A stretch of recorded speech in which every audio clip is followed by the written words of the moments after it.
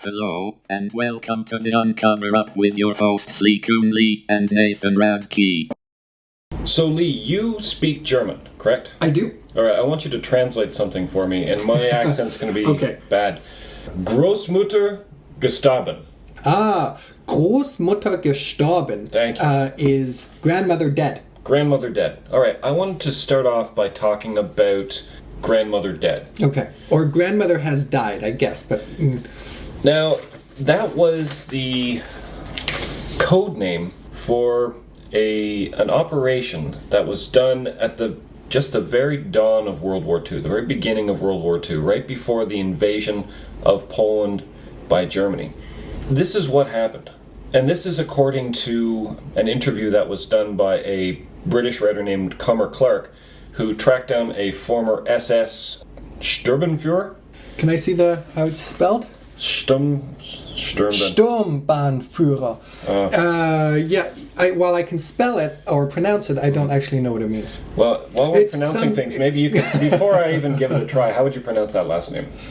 Alfred Noyox? Noyox. Alright, so in 1958, this British writer tracks down Alfred Noyox. And Noyox had been a fairly high-level officer in the SS. And of course, the SS was Hitler's stormtroopers, intelligence agencies, all wrapped up into one organization.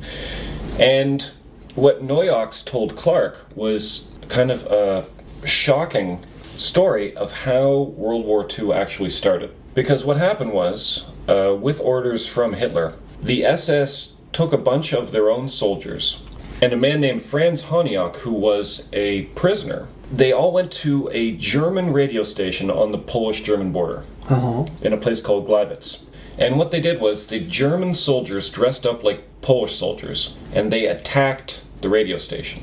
Now, the people at the radio station did not know this was going to happen. They thought that they were genuinely under attack, but they were obviously outgunned and outnumbered, so they surrendered almost immediately. At that point, the German soldiers, one of which spoke Polish, took over the radio station, announced something along the lines of, do you speak Polish? No. No, me neither. Translated, it says, "Attention, this is Gleiwitz, the broadcasting station is in Polish hands." So basically announcing that Poland had seized control over this German radio station. But of course, the whole thing was faked. There were no Polish soldiers, they were German soldiers dressed as Poles. To make it more convincing, they took Mr. Honiak and shot him in the head. They shot him in the head and left him by the radio station dressed as a Polish soldier as further evidence that, in fact, Poland had attacked Germany.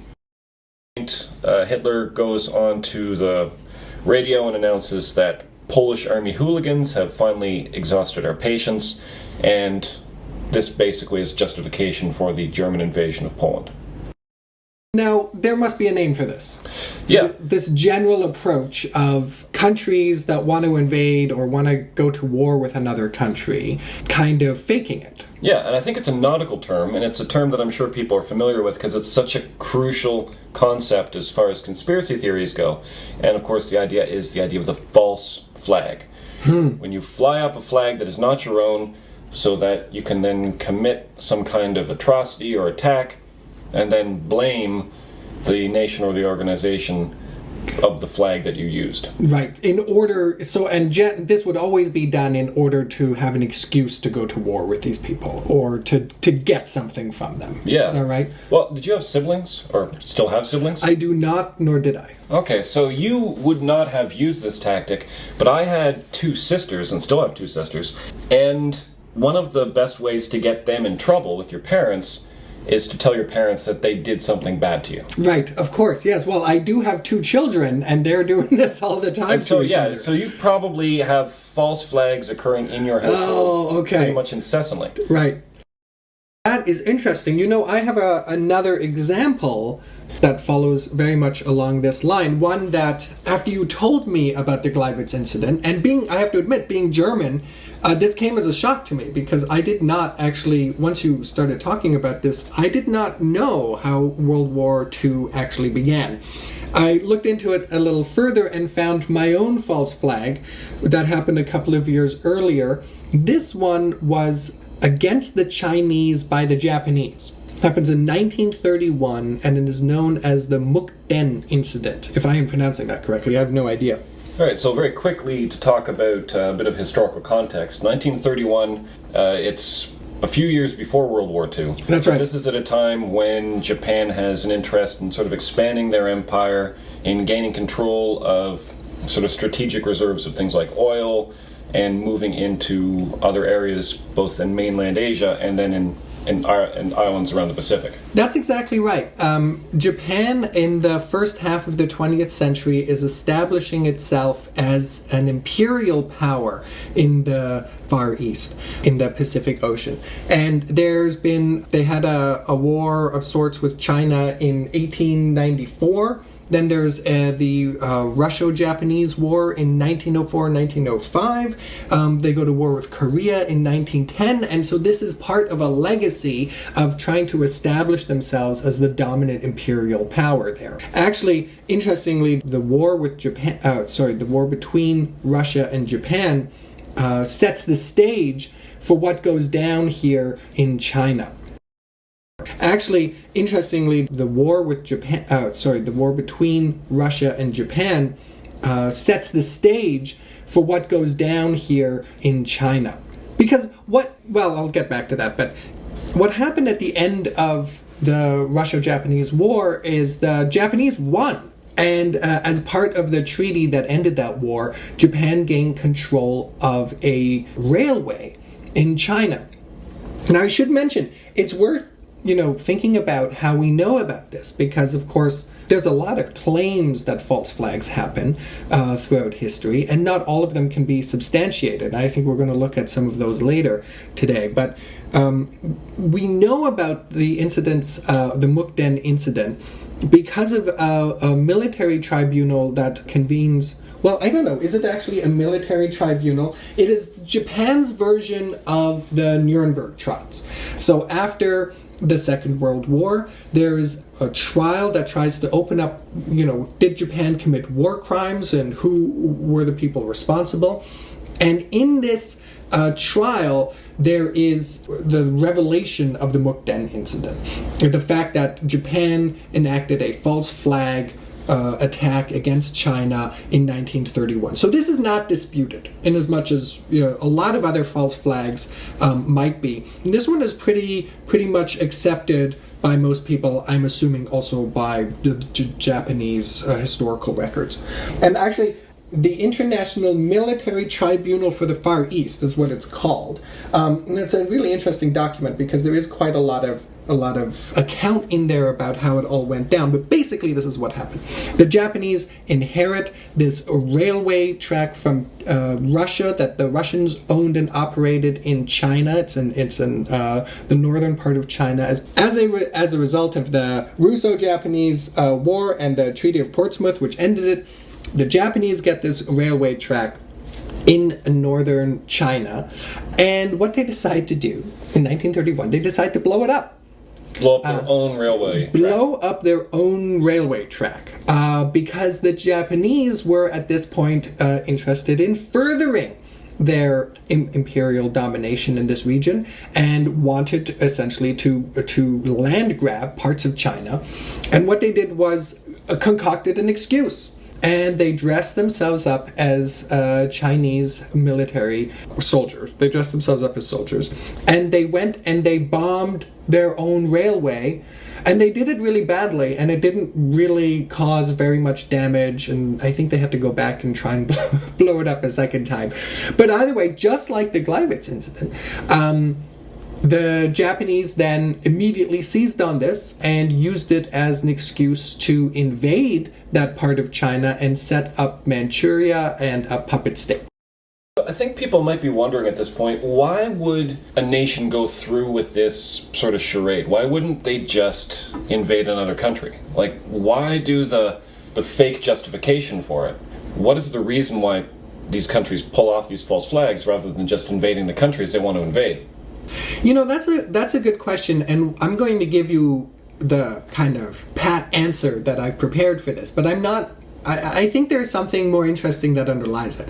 I think generally it plays badly with your population if it's just clearly a big, strong bully beating up somebody who is maybe, quite incapable of defending themselves. Certainly Germany versus Poland. At the time that Germany has been rearming themselves for the last decade. Sort of semi-secretly. Semi-secretly, but only, not so much on the semi part. Right, like you can only say, yes, we're building thousands and thousands of tractors and That's right. airliners. That's right. So I think that it provides a kind of justification. It seems to play very badly to be the aggressor. Mm-hmm. Even amongst your own people. Yeah. And I guess it could get your own people sort of fired up and behind you. Because I think, in general, people tend to not really want to go to war. Yeah, I wonder, there's been so many instances of war that I wonder if there isn't some other... Well, that's the great confusing part of humanity, is that it seems like we don't want to go to war. War seems wildly unpopular. It's horrifying, it's destructive. But it's also an endeavor that we seem to be undertaking pretty much all of the time. That's right. That's right. I mean, a false flag seems a little bit to me like when you know you've done something wrong, but you can't really admit it, and then you concoct a big giant story about why you were actually right to do the thing that you did that you knew it was wrong. So it's a justification for your own people, and I imagine also a justification in the international community. That's right. If you simply attack a nation, I feel like the international community would react to that. That seems like a pretty simple example of something that is immoral and should be stopped, and so the response might be very quick. If you can sort of confuse the issue or muddy the waters by saying, well, we got attacked first, then that might provide just enough of even a temporary pause in the reaction while people try to figure out the truth. And then by then, you've already rolled into the country. That's right. And actually, the international community part is a really important aspect not to lose sight of, because, of course, often that country's trade relations is dependent on their standing in the international community, and that then comes down to your bottom dollar. I mean, you want to be able to, if you have decided to go to war, you still want to be able to maintain food and trade and open relations. With Japan, nobody believed their flimsy excuse that the Chinese blew up the Japanese railway, and so they were called on it, and they got so annoyed at being called on it that they actually left the international community that they were participating in 1933, and they become isolationists then until the Second World War. And we're going to talk about a false flag that maybe wasn't, namely Pearl Harbor. Actually, do you want to set the stage a little bit about Pearl Harbor? What's going on here? Okay, so Pearl Harbor is an American Navy base in Hawaii. Very important strategic location because, of course, Hawaii is way off there in the Pacific Ocean, which gives the Americans a fairly long reach into that massive ocean. As you recall, we talked about before, Japan had sort of this interest in becoming a more powerful imperial nation, and they were starting to spread throughout the Pacific. Now, in December of 1941, World War II was raging. England and Germany were at war. The Battle of Britain was happening. Britain was basically being starved out by the German U-boats, preventing supplies from getting to the... American supplies, you mean, right? They had like a blockade. Okay. Yeah, American supplies, and also Canadian supplies. Right, Canada, of course, was in the war at that point because we were tightly allied with England at that moment. But one country that was not in the war, even at the late date of 1941, was the United States. That's right. And as far as I know, the population did not want to be in that war. They weren't wild about it. They didn't want to be in the First World War because people, I think, justifiably said, why would we want to get involved in this European nonsense? That's right. And they stayed out of it for quite a bit. Yeah. They went in 1917. Okay, but they're getting in close to the end of the war. I mean, the war starts in 1914. And it is funny, right? You have a whole population that says we don't want to get into World War I. And then they do. And now you have a whole population that says, well, we definitely don't want to get into World War II. But one American who did want to get into World War II was the President of the United States at the time, FDR. FDR Roosevelt. Not Theodore Roosevelt. No, not Teddy. Not Teddy. No. The other one. So what's interesting is that if you look back to newspaper editorials at the time, you'll see that the American people were, many of them were sort of concerned about the rise of fascism that was happening in Europe, people like Mussolini and Franco and Hitler. But there was a lot of Americans who were more concerned about their own president. They were more concerned about Roosevelt being the sort of power-hungry madman than they were about these European leaders. Well, and some of that, as I understand, comes from the New Deal, no? And now this is a different part of history, but in the 1930s, he enacts a whole bunch of what is seen as rather left-wing economic measures, and people are thinking, well, this guy is kind of too far to the left, and apparently a lot of business people were not so happy with. In fact, what I'd like to do eventually is maybe do a podcast on the business plot. Yes. The possibility that a bunch of business people actually got together to try to overthrow that's right, because Roosevelt and install Führer. And this whole period is so rife with conspiracies. We're just sort of like stumbling into them as we talk. And so that's, all of that sort of leads the American people to mostly think, no, let's not get into this war. They were sympathetic to England, of course. The King of England had flown over and he had eaten a hot dog. And I've seen a photograph of it. It's a very big moment in diplomacy. Eating a hot dog wasn't enough to get the American people to go to war. There's basically only one thing that would convince the American people to go into this war that Roosevelt wanted, and that would have been if they were attacked, if the United States was attacked. And then in December 1941, the United States gets attacked. That's exactly what happens. And it's a very surprising attack. And this was a new form of warfare at the time, too. To be able to have your aircraft, which were emerging as one of the most powerful weapons. Right, okay, so available. I knew you were going to geek out on this, so I decided to geek out a little bit too, and here's what I discovered. The Japanese and the Americans in World War II at this period, okay, and the Americans have not yet joined, but fine.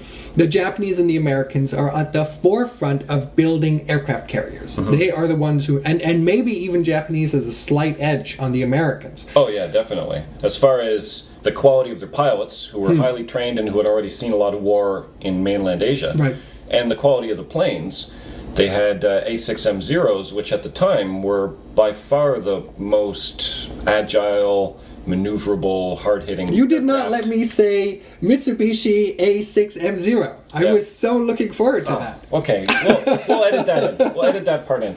But yes, so this is the Japanese fighter plane, right? So in addition to the Zeros, they also had torpedo plane. But okay, so the attack it happens on a Sunday morning. The date is December 7th. So it's the attack happens in the morning of December 7th, 1941. It's a Sunday. Nobody's a sleepy Sunday. It's a sleepy Sunday. Nobody is expecting an attack. They're not at readiness of any sort. But there are some scout ships that go out, or planes, and they come back and they report that there are ships. A massive amount of ships. Yeah, massive amount of ships that are under. I think there was 10 aircraft carriers, and 360 planes, if that makes sense. And then they have, really, until I think the attacks of September 11th, 2001, these are the this is the largest single attack on Americans. By anyone other than Americans. By a foreign power on American soil.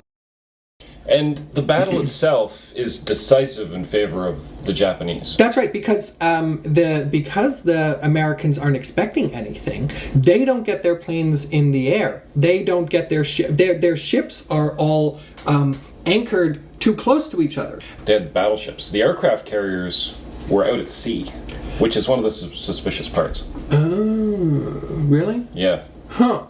Okay. So they had battleships all in a row. Okay. So they had battleships in a row because they weren't expecting an attack.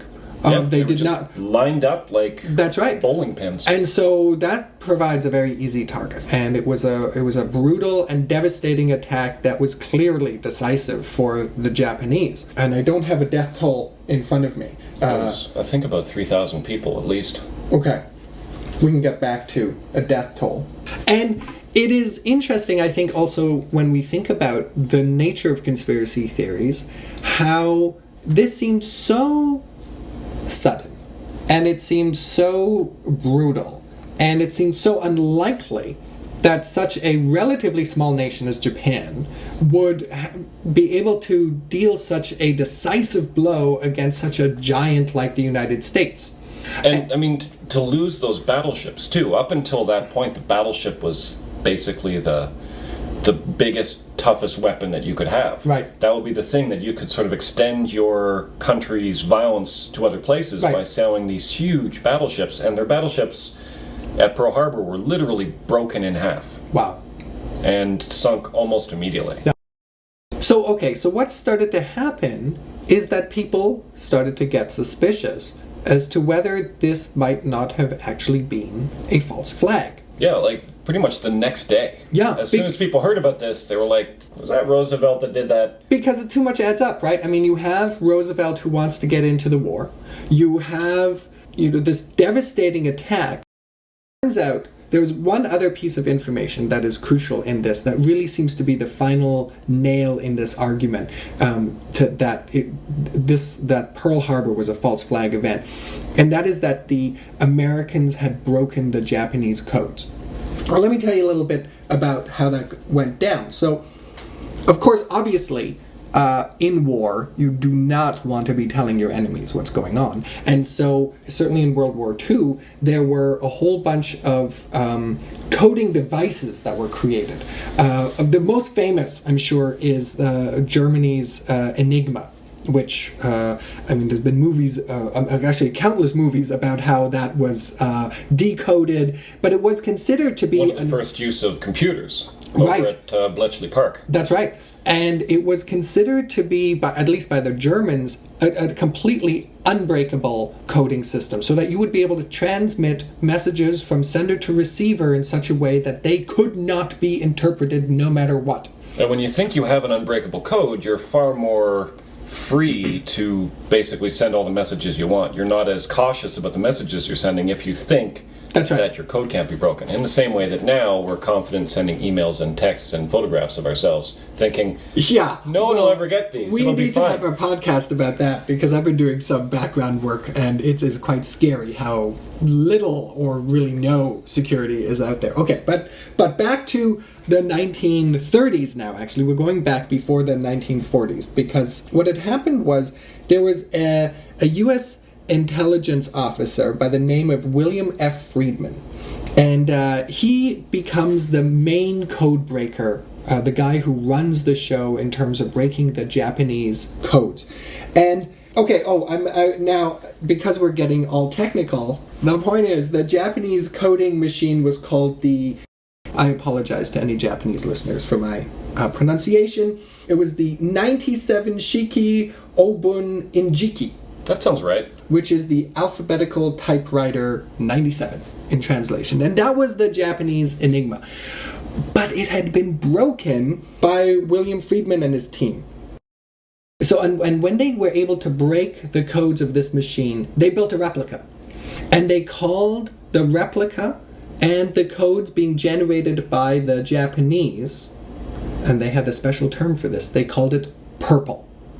So in not statecraft, what's it called? Surveillance craft? No.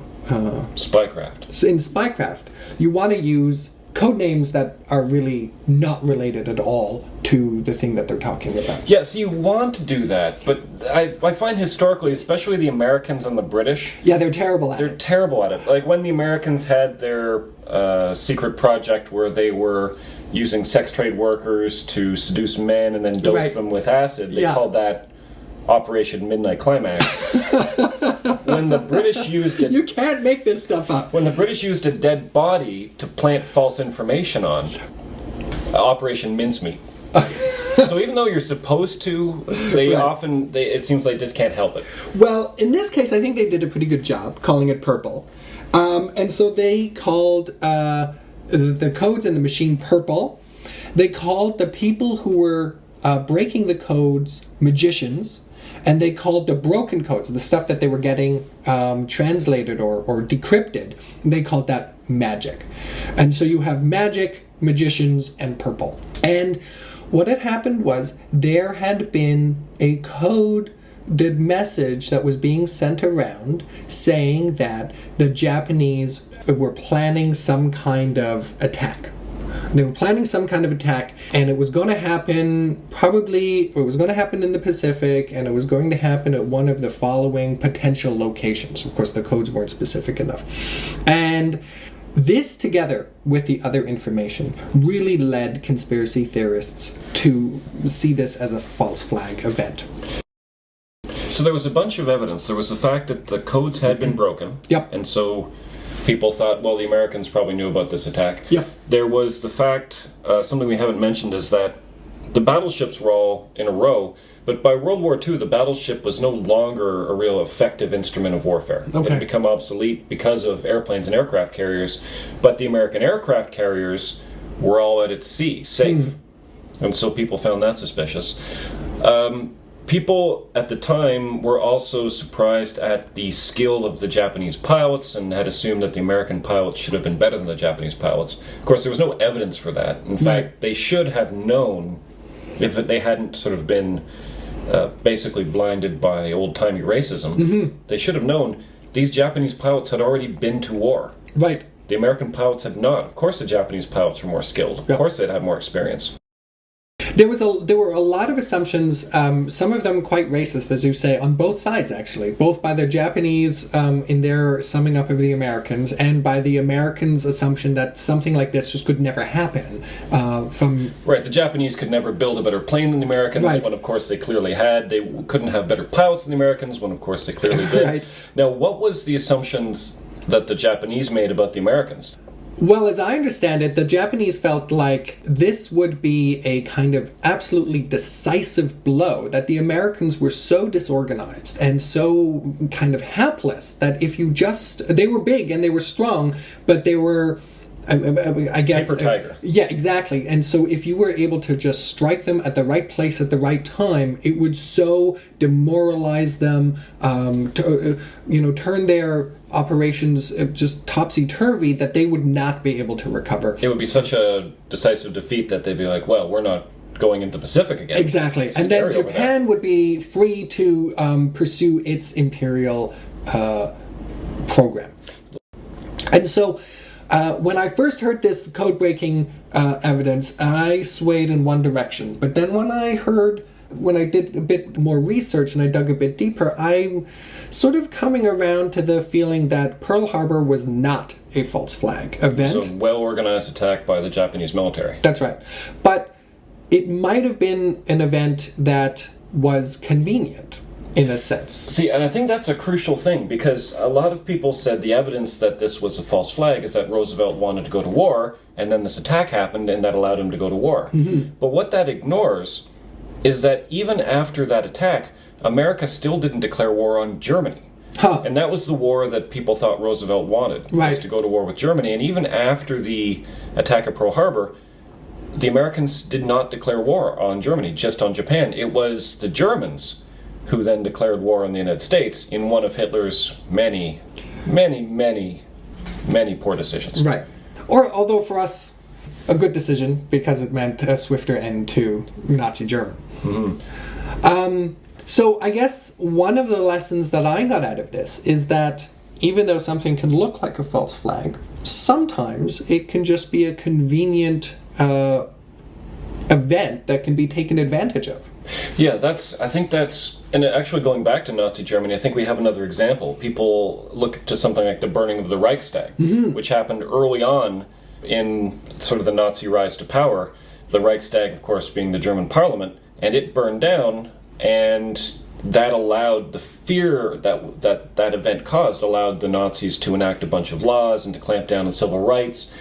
and to throw a bunch of people in prison and to seize more power. And so a lot of people said, well, that must have been another false flag. They must have burned down their own parliament. But if you look at the evidence, it was probably just a guy, a Dutch guy, I forget his name, who may have been slightly mentally ill. Now, the Nazis lied about that event. They said it was a massive communist conspiracy that caused this burning down. But they didn't cause it to happen. They lied about it and took advantage of it, but they didn't cause it. Right. I think that's an important distinction. You're absolutely right. And it's interesting how blurry the lines can get, because we have real false flags. And we know that countries that want to start wars need some kind of pretense to do it. So, in fact, something that we'll talk about in a later podcast, the Americans basically get into the Vietnam War on a false flag. That's right. And it's so interesting that I think we have to dedicate maybe an entire episode, maybe, or maybe it'll be part of something larger, but there's a whole litany of history. I mean, there's the Remember the Maine. Oh yeah, the 1890s, the Americans sort of were trying to flex their muscles a little bit, and they send a battleship called the USS Maine to Cuba, where Spain has kind of been messing with Cuba, and America at that point has decided that, listen, Europe is staying out of the Americas from now on. And so the fact that Spain was down there in Cuba, the American government under McKinley was like, we're going to deal with this. So they sent down their battleship, their biggest, strongest, toughest battleship in the 1890s, to basically off the coast of Havana, where it then just explodes. And back home, again, the American people don't want to go to war, but the newspapers start running headline after headline saying, like, remember the Maine, to hell with Spain, Spanish treachery kills all these soldiers. And because of that, in part because of that, and in part because of the explosion of the Maine, America then declares war on Spain, and the Spanish-American War happens. But the question is, did they actually, I mean, they got what they wanted, and they even grabbed a little piece of Cuba from that war, which they still have, which is Guantanamo Bay. But does that mean they blew up their own ship? We don't have time to get into the whole thing, but according to the forensic reports I've read, it's much more likely it just blew up. It was not a good ship. Okay. In fact, other ships that had been made by the same design had also just randomly blown up. No. Because they were just such a poor design. So again, we have the situation where it might look like a false flag. Right. Maybe the government takes advantage of the situation. Maybe this is something they wanted to have happen. Doesn't necessarily mean they caused it. Just because you benefit from something doesn't mean that you caused it to happen. That's right. That's a good point. I mean, if I find $100 on the ground when I leave our recording today, does not mean that because somebody dropped their wallet doesn't mean that was my fault, that I made them drop their wallet. Of course, yeah. But I do see how these things can get quite blurry. How you could mistake I guess I hate to call anything to do with war a happy coincidence, but you could mistake these sort of an opportunity. Yeah, these opportunities for something that was actually orchestrated by one group. But that raises this question that I was going to ask you: is there a difference between a false flag where you have apparently enemies of another country attacking you, and just deception that leads to a war? I think you could call it a false flag anytime you are lying about an attack. I think that's the defining characteristic of the false flag. Okay. Is you lie about an attack. You might actually carry it out, like it talked about in Northwoods, or what actually happened with Gleiwitz, or you might simply lie, as we'll talk about with something like the Gulf of Tonkin. Okay. I guess it's hard to conclude this podcast because there's so much. There's so much. I guess if there's a takeaway from this, I would say this. It is vital for citizenry of a nation to pay close attention to their government, in particular pay close attention when the government is trying to lead them to war. It doesn't mean that you should just automatically assume every event is a false flag. In fact, a lot of the things that have been called false flags recently I find just absurd. I know you didn't want to talk about this because you get too sad and angry about it. Yeah. But people who talk about Sandy Hook, the murder of children, right. People who make the argument that somehow was this false flag that didn't happen, and the whole point was to to bring about gun control. Yeah. There are some fundamental flaws with that argument, even setting aside the immorality of ignoring the fact that children died. One, basically the whole town would have to be in on it. The idea that you have crisis actors who come in, so then what, they have to hide the rest of their life, or they have to spend the rest of their life pretending that they are these people? Right. And not only that, and probably more importantly, and this is something that I have yet to hear any of these Sandy Hook truthers quote. Those were scare quotes scare right quotes there. again. Any of them to explain there was no gun control after that event. Right. So if they had pulled off this elaborate event to get gun control, the question is, why didn't they end up with gun control? No. So, as is always the case, we should be suspicious when our government tries to lead us to war. And we should also be suspicious of claims of false flags. Basically, be suspicious all the time. Yes. Okay. I think we can end it on that. That's an ending. Ladies and gentlemen, be suspicious all the time.